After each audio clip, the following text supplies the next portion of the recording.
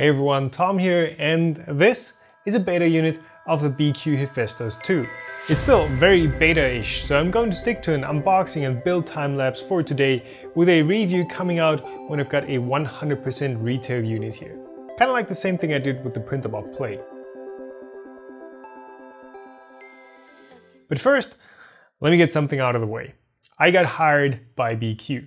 Basically, they were like, okay, we'd like you to try out one of these beta machines and just give us some of your feedback on what you think works and what is still broken.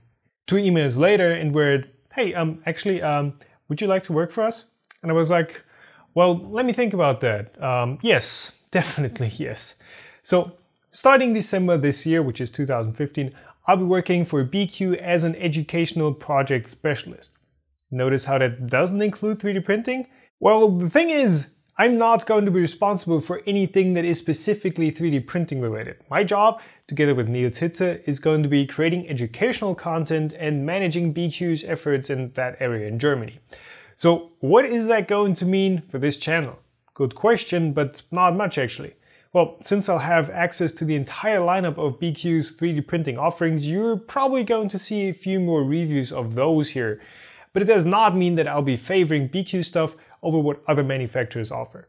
Just look at my review of the Whitbox. I stand behind that video 100% and they're still going to hire me. So there's that. In case you ever feel like I might be drifting away from an impartial position, just let me know, because that's definitely not what I'm going for. As always, anything I say on this channel is 100% my personal own opinion. Now, with that out of the way, let's move on to the Hephestos 2 itself. Pretty much everything you'll be seeing in this video is going to be identical to the final version, including, I believe, the packaging. First impression, this thing is heavy. And it's not just the printer itself, it's actually also the packaging, which is a stack of 3 cardboard trays that present all the parts of this printer kit to you.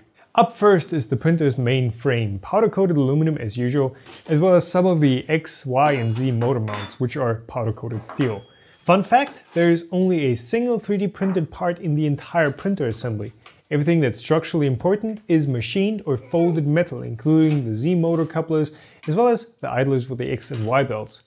Next up, an assortment of fasteners, which do not include washers, big plus for assembly time, and are limited to relatively few different sizes.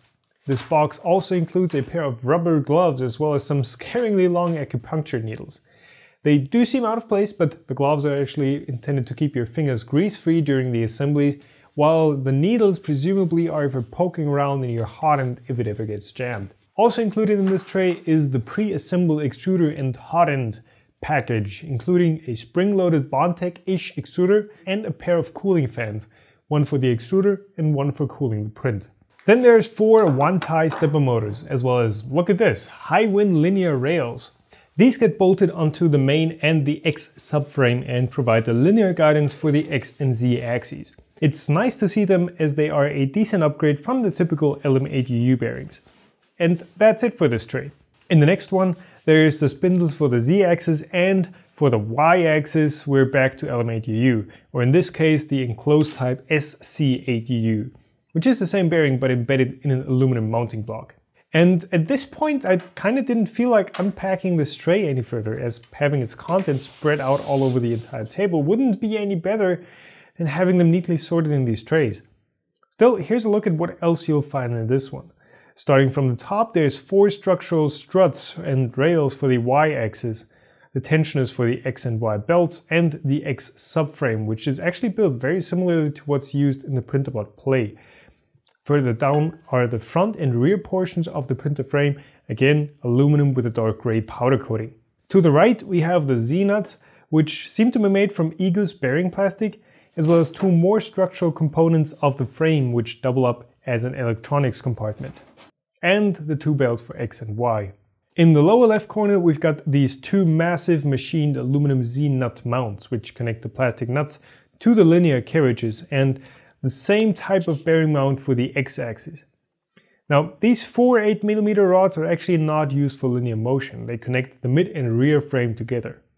In the lower row, there are 2 clamps for the bottom 8mm rods, which connect the front and rear frame and now also get clamped onto the mid frame.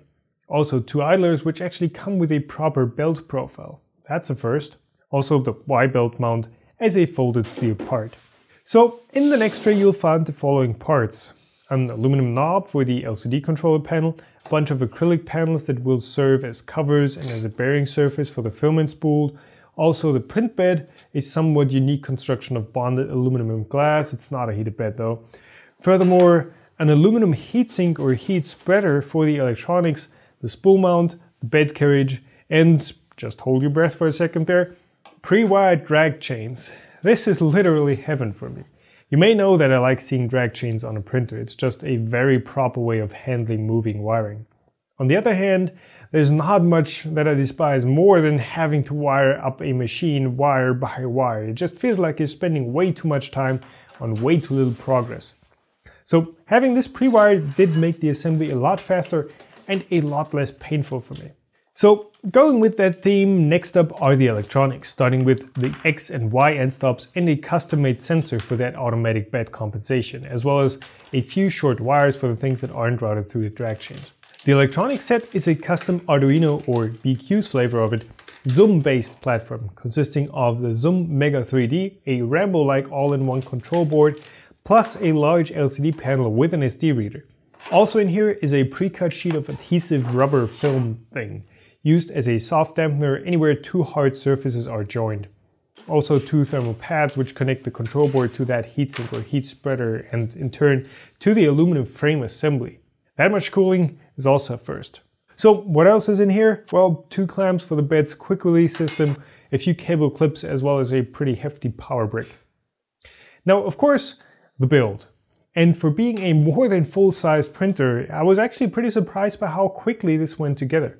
Even with an unfinished version of the assembly guide, it only took me about 2.5 hours total, which is the fastest build I've ever done on any printer. I'd mostly attribute that to the choices of less assembly and adjustment intensive parts, like the Hewin linear rails, as well as to the fact that finicky assemblies like the extruder and the drag chains come pre-assembled. So here's what the assembly looks like. I'll just leave it with that, and like I said, as soon as I've got a retail sample of the Hephestos 2, there will be a review of it. Thanks for watching, see you in the next one, cheers! Look into my eyes and show me your adventures I haven't seen. Taking all the life, it hits the spot, walking on fantasy. So take me, baby.